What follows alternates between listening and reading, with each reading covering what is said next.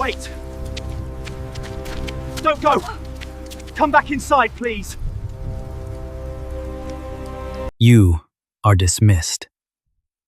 The words cut through the dead silence of the study, colder than the damp stone walls of the manor. No severance, no explanation, just a brutal, sudden end. She didn't weep. She didn't beg. Instead, she offered a flawless, almost mocking curtsy, turned on her heel, and walked straight out the heavy oak doors into a freezing, torrential downpour, without an umbrella or a backward glance. But what the gossiping servants didn't see, and what history almost entirely buried, was that the untouchable Duke didn't stay in his warm, fire-lit sanctuary. Before her carriage could even be called, he was tearing through the mud and the storm after her. This is a story of treacherous high society, hidden sins, and a desperate choice that defied an empire. The year was 1904.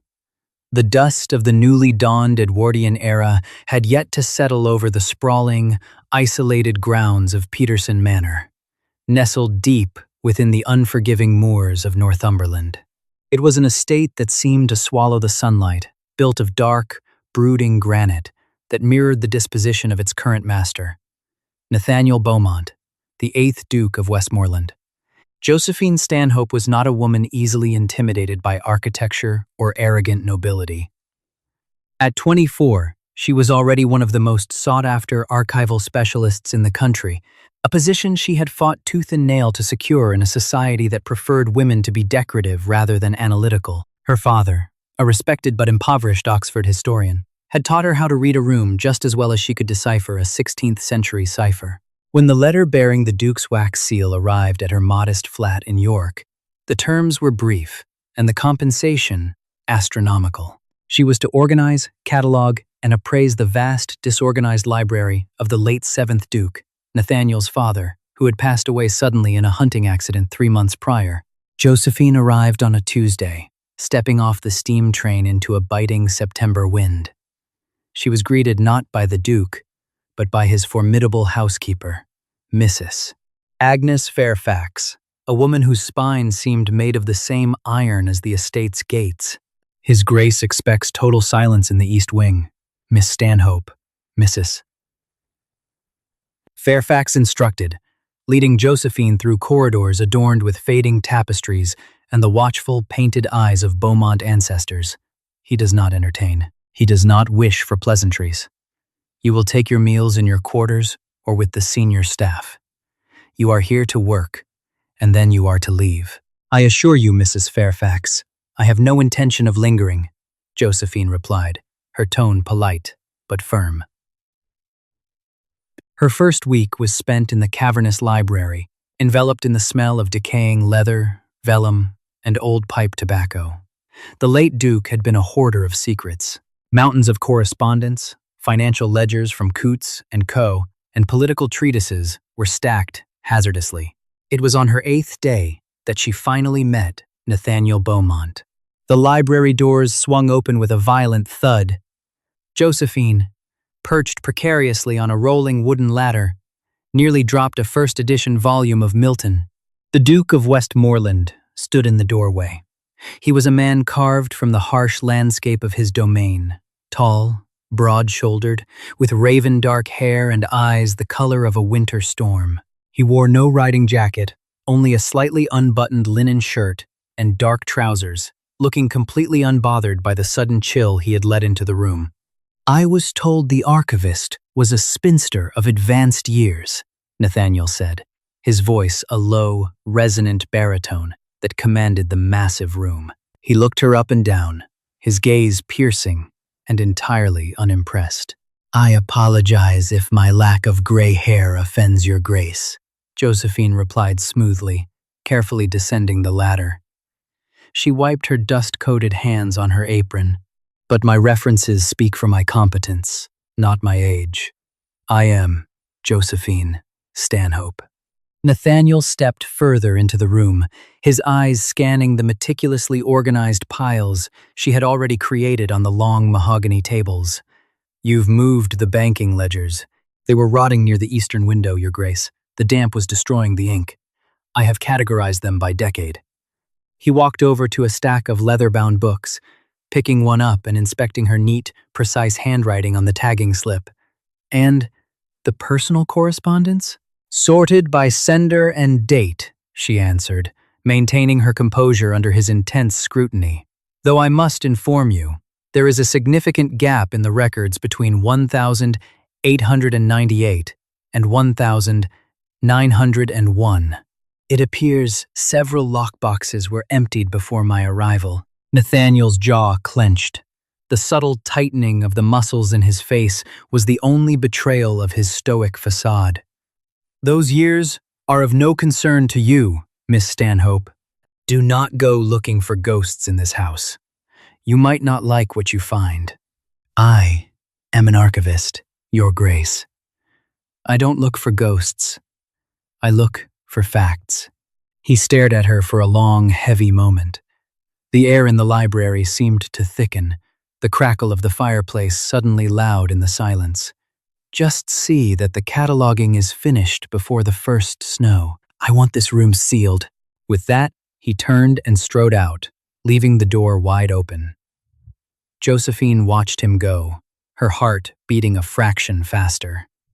He was a rude, insufferable man. But as she turned back to the mahogany desk, her eyes fell on the drawer where the late Duke had kept his most private seals. There was a reason Nathaniel was so defensive about those missing years. And Josephine, cursed with an insatiable curiosity, knew she wasn't going to leave it alone. By October, the Northumberland winds had turned vicious, rattling the massive stained-glass windows of Peterson Manor. But the real storm was brewing inside the house. The solitude Josephine had grown accustomed to was shattered by the arrival of Lady Catherine Fitzwilliam and her brother, Lord Roman Fitzwilliam. They brought with them a dozen trunks, 4 servants, and an air of aristocratic entitlement that instantly suffocated the manor. Catherine was striking blonde, elegant, and sharp as a diamond cutter's blade. She was also, as the servants whispered in the kitchens, the Duke's intended bride. It was an open secret that the late 7th Duke had mismanaged the estate's funds, sinking massive fortunes into failed diamond mines in South Africa during the Boer War. The Fitzwilliam family was extraordinarily wealthy, their money rooted in steel and railroads. A marriage between Nathaniel and Catherine would save Peterson Manor from the auction block. From the moment Catherine saw Josephine, the battle lines were drawn. A female archivist, Catherine drawled one afternoon, strolling into the library in a rustling gown of emerald silk. She picked up a delicate magnifying glass from Josephine's desk, inspecting it with a sneer. How delightfully modern. Tell me, Miss Stanhope, do you actually understand these dusty old numbers, or do you just dust them? I assure you, Lady Catherine, the numbers are quite transparent once you know how to read them, Josephine replied, not looking up from her translation of a French land deed. Unlike people, mathematics rarely lies. Catherine's eyes narrowed. See that you remember your place, Miss Stanhope. The Duke has a soft spot for strays, but I do not. The tension in the house was palpable, but what intrigued Josephine more was Nathaniel's behavior. The Duke was a man trapped. During dinners, which Josephine occasionally observed from the upper galleries while moving between the archives, Nathaniel looked at Catherine not with love, but with a cold, resigned duty. But with Josephine, his mask slipped. They began crossing paths late at night. Nathaniel suffered from insomnia, pacing the dark corridors or standing by the massive library fireplace with a glass of brandy. Josephine, a chronic night owl, was often still working by lamplight. One evening, a violent thunderstorm knocked out the manor's newly installed electric lighting, plunging the estate into darkness. Josephine was in the archives, carrying a heavy stack of ledgers when she tripped over a loose floorboard. Before she could hit the ground, a strong hand caught her arm, steadying her. It was Nathaniel. In the dim light of the single candle he carried, his face was mere inches from hers. The scent of rain, sandalwood, and brandy washed over her. You work too late, Miss Stanhope, he murmured, his grip on her arm lingering just a second longer than necessary before he released her. The history doesn't stop just because the sun goes down. Your Grace, she breathed, her voice betraying a slight tremor. He looked down at the heavy ledgers she was carrying. And what history is so urgent tonight? Josephine hesitated. She had spent the last 3 days tracking the missing funds from 1898 to 1901. She had found a hidden compartment in the base of a globe in the study, containing promissory notes and blackmail letters. I was reviewing the accounts connected to the Fitzwilliam steel mills, Josephine said carefully. Nathaniel's posture instantly went rigid. I told you to leave those years alone. I couldn't, she confessed, stepping closer. The isolation of the storm made her bold. Your Grace, the late Duke didn't lose that money in South Africa. The ledgers were doctored. The money was siphoned off, paid in quarterly installments to a private account in Switzerland, an account that, according to the routing numbers I managed to trace, belongs to Lord Roman Fitzwilliam. Nathaniel stared at her, the candlelight flickering across his hard features. He didn't look shocked. He looked terrified. You knew, Josephine whispered, the realization dawning on her. You know they stole from your father. You know they ruined him. Stop talking, Josephine, he said, using her Christian name for the first time. His voice was a harsh, desperate rasp. They are blackmailing you into this marriage, she pressed on, unable to stop. Your father didn't die in a hunting accident, did he? Roman was with him that day. Suddenly, Nathaniel grabbed her by the shoulders, pulling her flush against his chest, pressing her back against the bookshelves into the shadows. A second later, the heavy library doors creaked open. A lantern beam cut through the darkness. Lord Roman Fitzwilliam's voice echoed in the cavernous room. Nathaniel, are you in here? Josephine held her breath, her heart hammering against Nathaniel's chest. His hand covered her mouth, his body shielding hers in the dark alcove. They stood frozen, breathing in tandem, until Roman, finding the room seemingly empty, scoffed and closed the doors. When Nathaniel finally stepped back, his eyes were wild. You have no idea what you have stumbled into. Roman Fitzwilliam is a dangerous man. If he knows you have seen those ledgers, you will not leave Peterson Manor alive. I am not afraid of him, Josephine said fiercely. Well, you should be, Nathaniel snapped, running a hand through his dark hair. He looked at her, his expression a tortured mix of fury and a profound, undeniable affection. You are too brilliant for your own good, Miss Stanhope, and it is going to get you killed.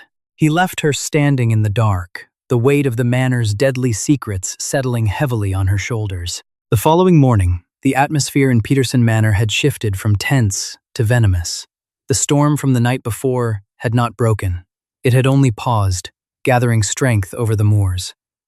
The sky was an ugly, bruised purple, and the rain had begun to fall again, a steady, freezing sheet that turned the grounds to treacherous mud.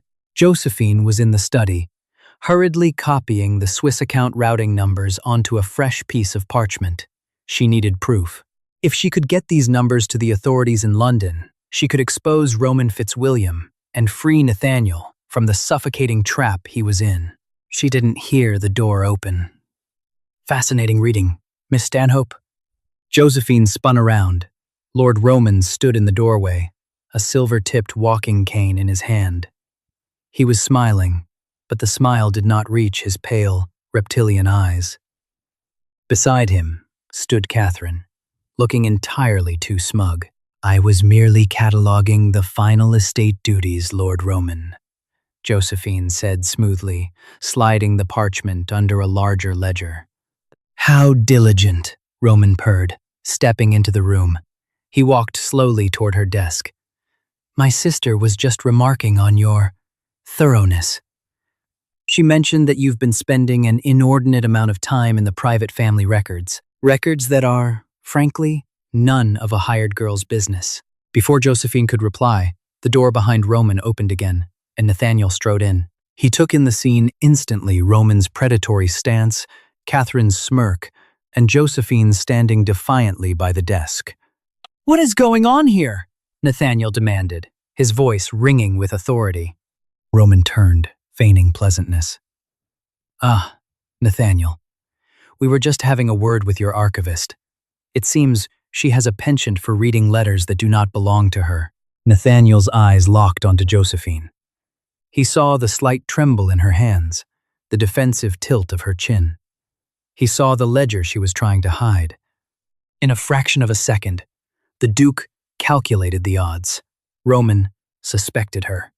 If she stayed at Peterson, she would meet the same fate as the late Duke, a tragic fall down the stairs, a slip on the wet moors. There was only one way to save her life. He had to sever the connection completely, ruthlessly, and immediately. Nathaniel walked around the desk, placing himself between Josephine and the Fitzwilliams. He didn't look at Roman or Catherine. He looked down at Josephine, and his eyes were completely, terrifyingly blank. "Is this true, Miss Stanhope?" he asked, his voice dead of all emotion. "Your Grace, Have you been prying into the private financial matters of this family without my express instruction?" he interrupted, his tone sharp like a whip crack. Josephine looked up at him, bewildered. The man who had protected her in the dark just hours before was gone. In his place stood the icy, untouchable aristocrat. "I found discrepancies," she started to explain, desperate to make him understand that she was trying to help him. "The accounts from 1,898. "Enough!" Nathaniel barked, slamming his hand down on the mahogany desk. The sound echoed like a gunshot in the room. Catherine jumped, but Roman merely watched with amused interest. "I hired you to catalog books, Miss Stanhope."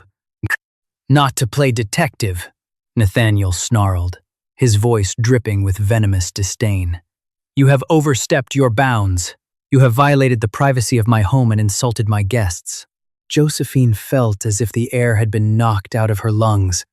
"Nathaniel," she whispered, the name slipping out before she could catch it.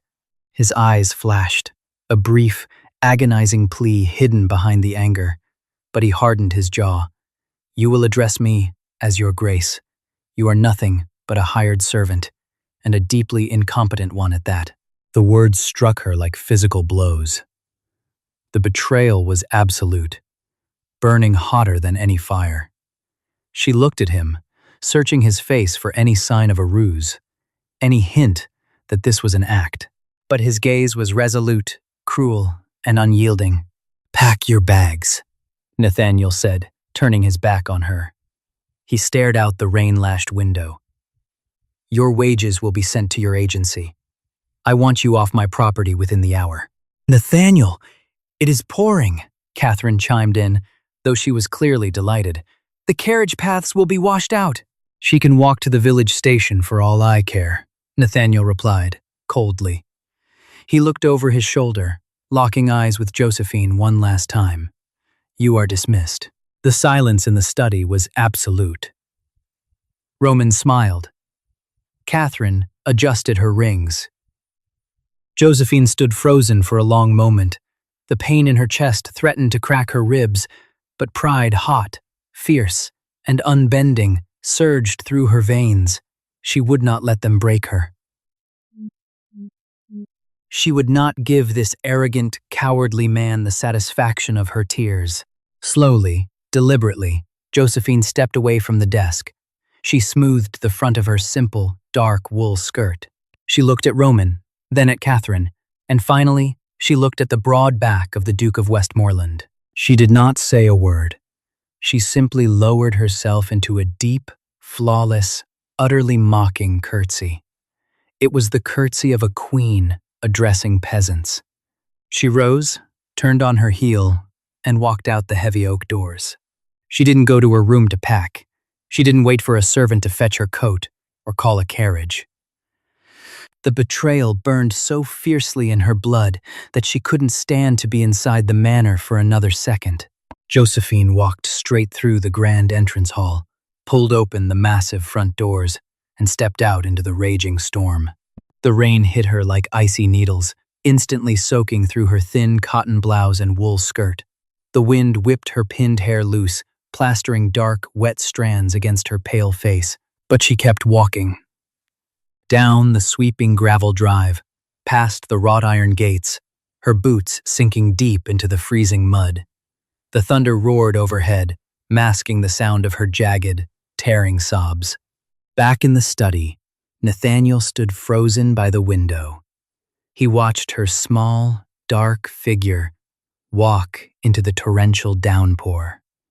He saw her stumble in the mud, right herself, and keep walking, her head held high, despite the crushing wind. She's safe, he told himself frantically. Roman won't touch her now. She's just a disgraced servant. She's safe. Good riddance, Roman muttered behind him, pouring himself a drink from the crystal decanter. I told you, Nathaniel. Trusting the lower classes with sensitive work is always a mistake. Nathaniel looked at Roman's smug reflection in the window pane. He looked at the empty space where Josephine had stood just moments before. He felt the cold draft from the open doors echoing through the manor. The realization hit him with the force of a train. He had saved her life, but he had shattered her spirit. And in sending her away, he had condemned himself to a life with the very monsters who had murdered his father. Without a word, Nathaniel turned away from the window. Nathaniel, where are you going? Catherine called out as he strode toward the door. He didn't answer. He didn't stop. He threw open the study doors and sprinted through the hall. Your Grace, Mrs. Fairfax called out from the stairs, but Nathaniel ignored her. He threw open the heavy front doors and plunged headfirst into the freezing, torrential rain. The Northumberland moors were notorious for swallowing people whole. In a storm of this magnitude, the landscape transformed into a treacherous sea of slick heather, hidden bogs, and blinding, freezing rain. Nathaniel ran until his lungs burned, his polished leather boots sinking ankle-deep into the freezing muck with every stride. He had no coat, no hat, and the icy deluge soaked through his linen shirt in seconds, adhering it to his skin. He didn't care. His eyes scanned the gray, violent horizon, desperate for a glimpse of her dark silhouette. If Roman realizes what I've done, Nathaniel thought, his heart hammering a frantic rhythm against his ribs, he won't just let her walk away. He'll send his men to finish it.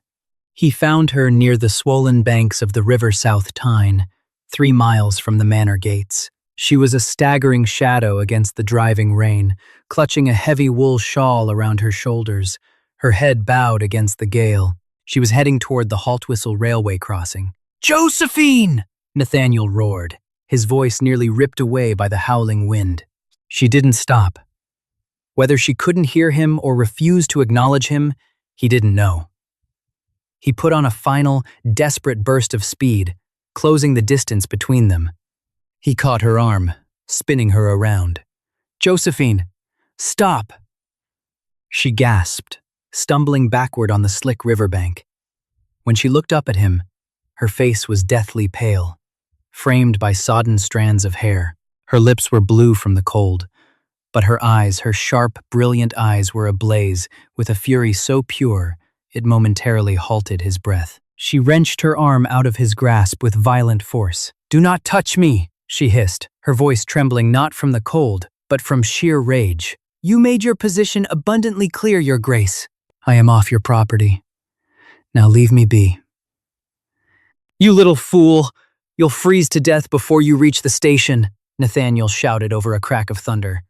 He reached for her again. You have to come with me. Go back to your murderous guests, she screamed, taking another step back toward the churning river. Go back and marry your heiress. I am going to London, and I'm going to see you all hang for what you've done. Josephine, listen to me, he pleaded, stepping closer, holding his hands up in surrender. If I hadn't dismissed you, Roman would have killed you. Do you understand? He was standing right there. He knew you were looking at the ledgers. If I had defended you, if I had shown him that I cared for you, you would not have survived the night. Josephine froze. The wind whipped her soaked skirt around her legs.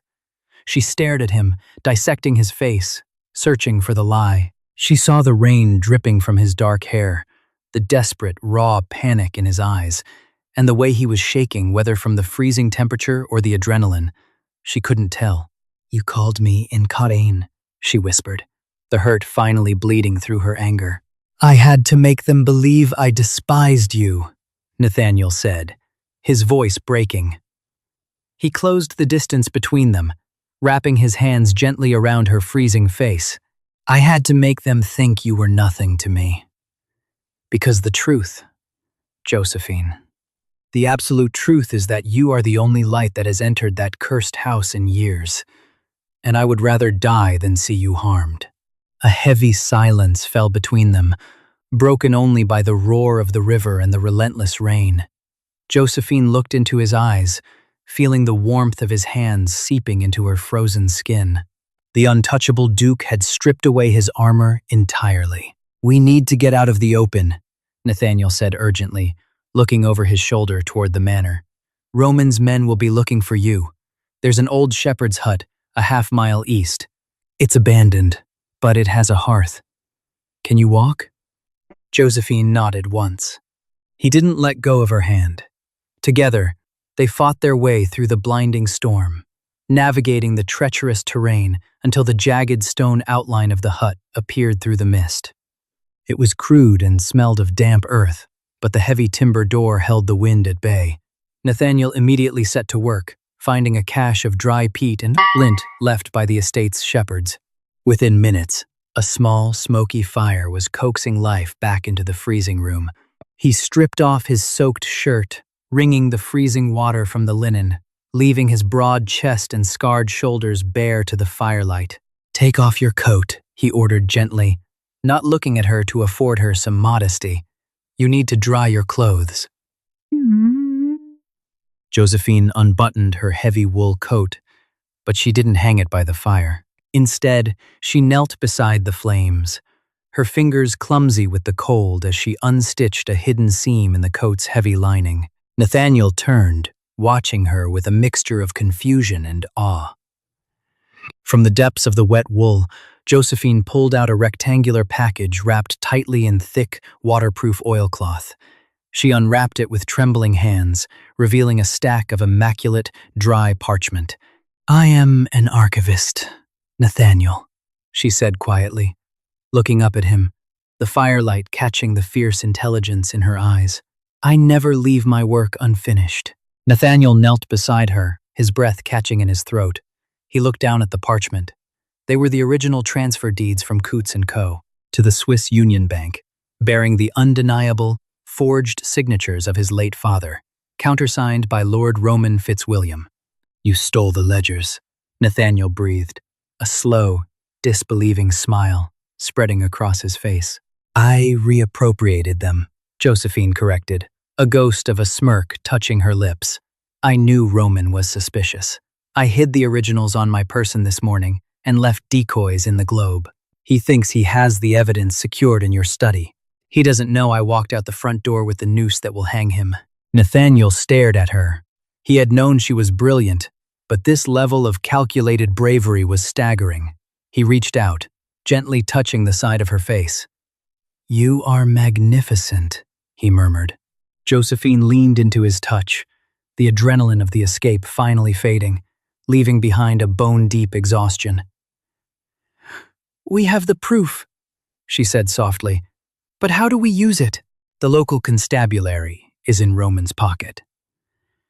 "We bypass the locals," Nathaniel said, his mind racing. "We take the morning train from Haltwhistle. The Flying Scotsman passes through Newcastle at dawn. We will be in London by tomorrow evening. I have friends in the House of Lords, and I know a man at Scotland Yard who despises the Fitzwilliam family's new money almost as much as I do." "And until tomorrow morning?" Josephine asked, the chill of the room suddenly creeping back in. Nathaniel pulled her closer, wrapping his dry coat around her shoulders and drawing her against his bare, warm chest. "Until then, Miss Stanhope, we wait out the storm. And I pray you can forgive me for the cruelty I showed you today." Josephine rested her head against his racing heart, the rhythmic beating the most comforting sound she had ever heard. "You saved my life, Your Grace, but if you ever speak to me like that again, I will throw your precious ledgers into the fire." Nathaniel laughed, a rich, genuine sound that echoed in the dark hut. Understood. London, 48 hours later, was a world away from the desolate moors of Northumberland. The city was a sprawling, soot-stained beast of industry and high society, thriving in the golden twilight of King Edward VII's reign. Inside the opulent, gilded dining room of the Savoy Hotel, Lady Catherine and Lord Roman Fitzwilliam were holding court. They had traveled to the city under the guise of ordering Catherine's wedding trousseau from the finest French dressmakers on Bond Street. In reality, Roman was finalizing the transfer of the stolen Beaumont funds into a secure, untouchable steel trust. Catherine sipped her champagne, her diamonds glittering under the crystal chandeliers. "I still say Nathaniel was remarkably foolish for letting that little archivist walk," she mused. She knew too much. "She was a terrified mouse, Catherine," Roman sneered, cutting into his rare roast beef. "She's likely back in York, shivering in a boarding house. Without the ledgers, which are safely locked in my private trunk back at Peterson, she has nothing but a wild story. Who would believe a dismissed servant over a peer of the realm? Perhaps a jury of your peers?" A low, commanding voice echoed over the clatter of silverware.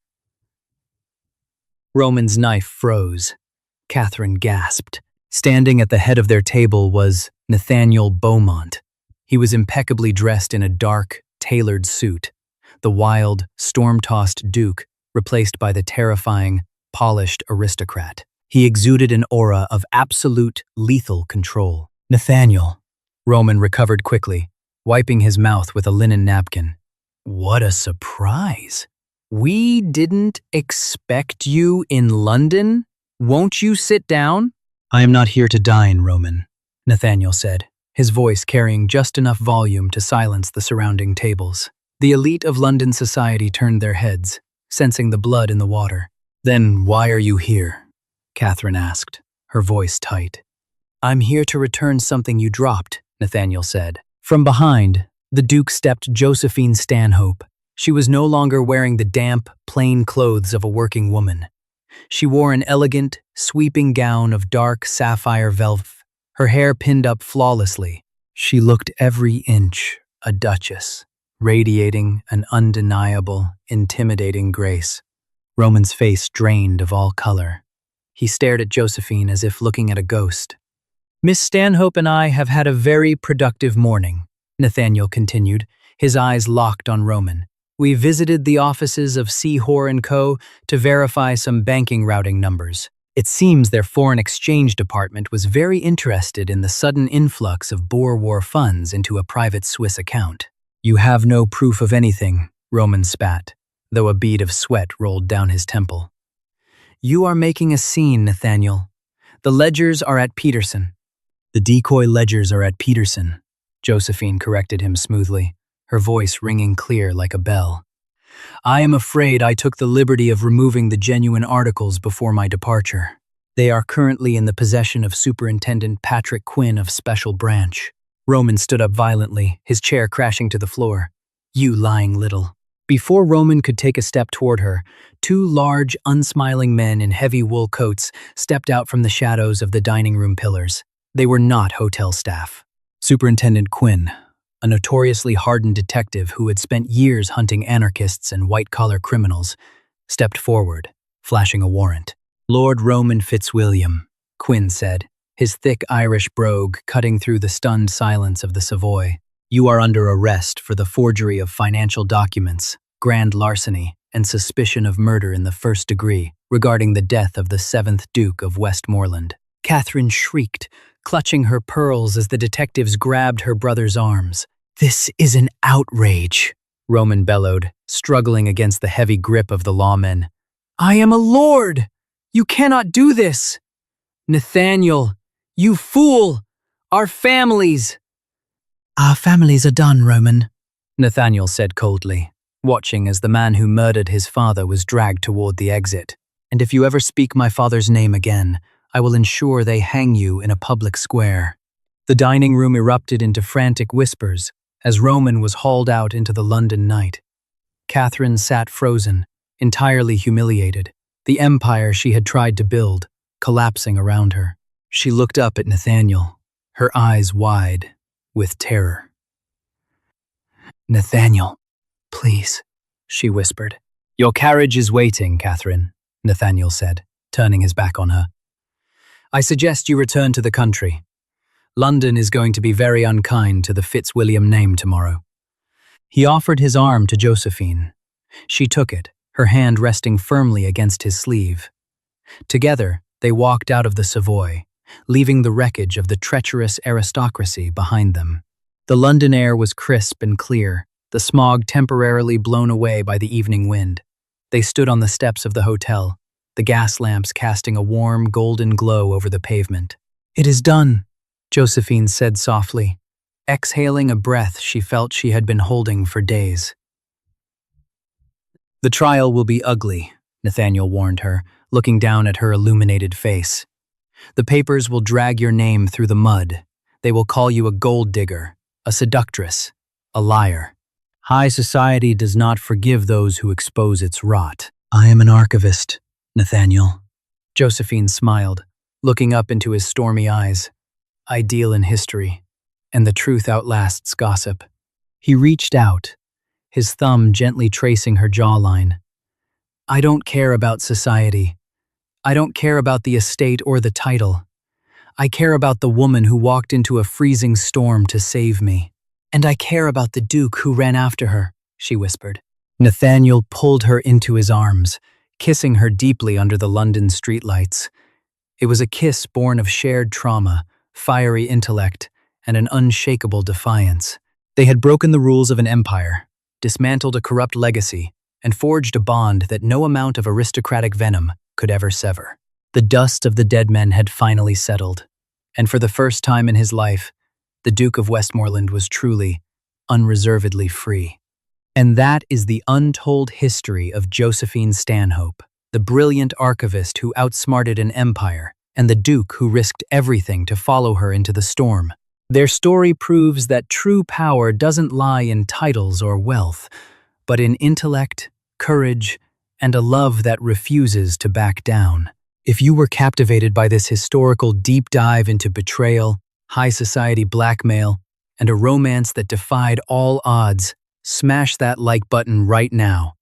Make sure you share this video with your fellow history buffs and romance lovers. It helps the channel immensely. And don't forget to subscribe and ring that notification bell so you never miss another dramatic retelling of history's most scandalous secrets. Drop a comment below. What would you have done if you found those ledgers? See you in the next one.